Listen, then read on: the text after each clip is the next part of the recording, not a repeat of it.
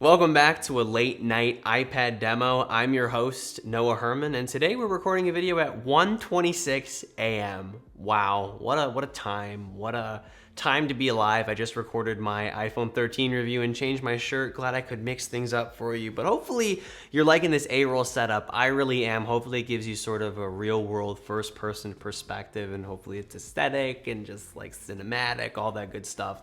But today I'm going to be doing a what's on my iPad video, specifically what's on my iPad mini 6. And although I don't think my setup is anything exceptional, I'm sure a couple of you would like to know what's happening here. So first of all, with the wallpaper, this is a huge question that I've been getting. This is a Supernova 2 wallpaper from Canupsi or Canupsi.media. Obviously, you probably know Canupsi, the YouTuber. He's also a friend of mine, and not only do I love the wallpapers, he's also a great friend and a talented man, and I love plugging his stuff. So I'll leave a link in the video description to these wallpapers. They're fantastic. I actually use them on my phone as well. I'm sure if you watched my 13 review, you saw the same wallpaper here. So yeah, beautiful wallpapers. They come in several colors. I mean, again, I'll leave a link in the video description if you're interested. Go support our buddy Canupsi. But anyway, onto the home screen here. I have a lot of widgets on my home screen. I think iPadOS 15 sort of encourages this because, like, I mean, having apps on your home screen is just sort of a waste of space. And obviously, too, the app drawer now exists. So using widgets is a good way to make use of the, form factor here, or at least the screen real estate. And even though this is a small tablet, you still have quite a bit of room for some widgets here. First up, I have the weather widget, which for some reason is aligned with Cupertino weather. That's weird. Then we have the calendar widget, which tells me what day it is. Super deep, I know. Then we have the stock market widget, which allows me to sort of kind of know what's happening in my Robinhood. Not really, but I keep it there because, I want to be informed. Next up, I have the clock widget because I think it looks nice. Even though the clock is right here, I still like it. Then we have a notes widget, which allows me to jump right into notes. I mean, you can do that off the lock screen here like so and just start writing. And also there is quick note as well, which you can drag up from the lower right-hand corner of the display. But being able to jump into it here, I think is nice. So that's something too.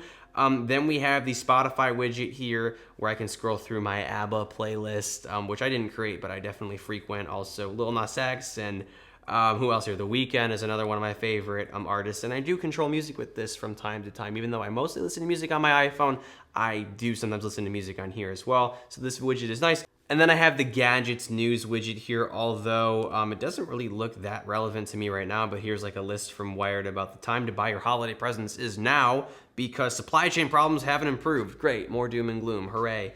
Love news. Then I have the Notion widget because Notion is an app that I use every single day to plan my life. I'm not even sponsored by them. I love this app. Some people don't, but I do. And here's like, for example, my weekly schedule, which I just jumped into, by the way, by clicking on or tapping on the weekly agenda or whatever button that's on the widget. So I can check or actually delete, this edit what's on my iPad mini plus schedule for Saturday. Not happening. This is being posted Sunday because I actually want to go to bed tonight. So I am going to delete this really quick and just pretend like I never wrote this. So goodbye. But if I was to check another box here, I could just jump in and just check it with my Apple Pencil. Hello, there we go. Even though that's like nothing. But anyway, that's Notion for you. I've talked about it in the past, including in my student videos. So check that out if you haven't already. Then I have a contact widget, which I can jump into iMessage to message my boyfriend, my dad, my mom, and one of my really good friends. Just had one of those weird, like, breaths there. That's great. Next I have Notability open here because I use this to annotate my law books. So I sometimes like reading business law on this device and annotating there and printing stuff out because I have a really fun school policy where I can't have iPads or any electronics in class most of the time. So that's just great. But when I'm home and outside of class or outside of my lectures, I definitely use this device to do this task alongside my iPad Pro when I do need, more screen real estate. But this is nice again because, like I said in my student video, this is sort of Kindle sized. It's very nicely sized for just laying back or sitting back and reading. So being able to annotate as well in Notability, which is just probably one of the best, if not the best markup app for iPad in this regard. yeah, it's just nice to have it on the home screen so I can quickly toggle it. Also, quick shout out to Paperlike. They are a channel sponsor, but they make fantastic screen protectors for iPads. I'm still waiting on getting my shipment for this iPad in particular. They just started shipping iPad mini screen protectors, but I have one on my primary iPad Pro or my main iPad, which is the 12.9 inch, and it makes for an even more realistic, you know, paper or true to paper like note-taking experience. I came from composition notebooks and stuff like that, so having that texture on here is really, really great. I miss it here, so I'm really excited to apply my screen protector on here. So I'll leave a link in the video description if you're interested in that. I highly recommend it. It is a product that I can recommend again and again because it truly is an asset to your iPad. Next up here, we have the camera app. Even though I can technically toggle it off of the lock screen, because the iPad is smaller, or the iPad mini is smaller, it's better to take pictures with so you don't look as stupid like taking pictures in class. So if I have this with me in class, I'm inclined to have the camera open, especially with the OCR stuff. With, you know, and I'll actually zoom into my monitor here so I can demonstrate this.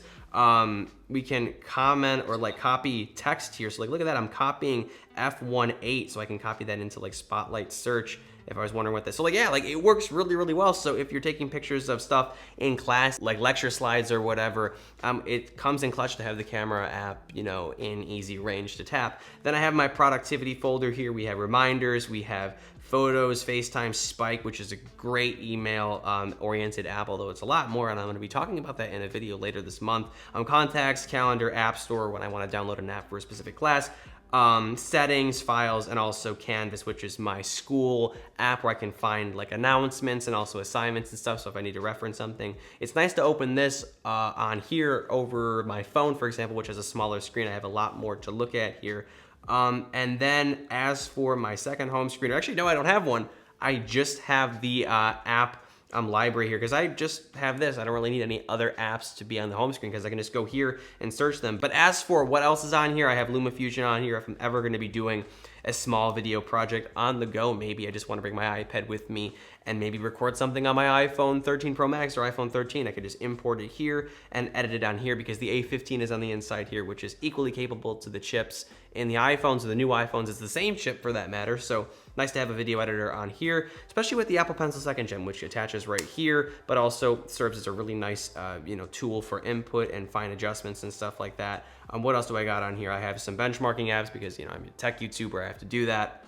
And then as for games, I'm not going to open any major games here, but I have Angry Birds, Asphalt 9, Call of Duty, Crossy Road, Doodle Jump, Fruit Ninja 2, Genshin Impact, Minecraft, PUBG Mobile, Subway Surfers, mostly off demand because like you guys wanted to see me play games on these iPads. But if I had to play one, honestly, Fruit Ninja or Doodle Jump is the move for me. I'm not much of an iPad gamer, and I'm waiting for these apps to be sort of optimized for the iPad mini's display. But like, for example, this is really fun because it doesn't feel like I'm holding a whole ass clipboard just to play a game. Like I can play Doodle Jump here very comfortably. Even with the 60 hertz display, it's perfectly fine. I don't necessarily need a high refresh rate on a mobile device, but if you know, want to play other games like PUBG, for example, I played that in a previous video.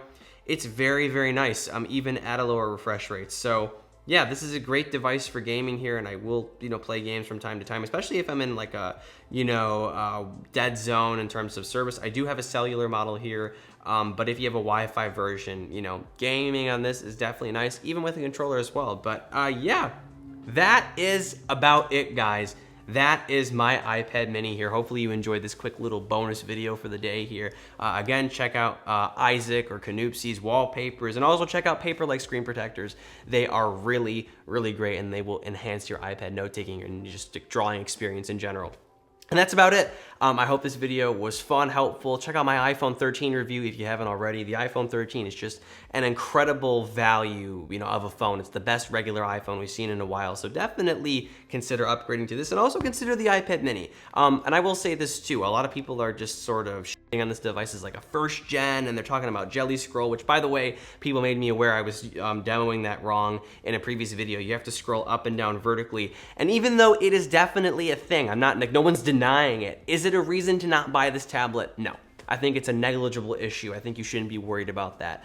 So if you are overly worried about it, I think it's silly. I'm not calling you silly. I think that you're just sort of listening to reviewers, you know, overhype the negativity regarding this product. And by all means, it's not like perfect or anything. Like, I wish it had 120 hertz. I wish that the display got brighter, but we'll see what happens with a second generation of this form factor. I think that since Apple brought it to market, they're going to have a newer iteration coming within the next year. So let's hope for that. But in the meantime, this is a fantastic tablet, and I plan on comparing it to the iPad Air 4 and other tablets, and also probably eventually reviewing it. So stick around for that. Subscribe to the channel, leave a like if you want to. And as always, I'm Noah, and I will catch you all in the next one.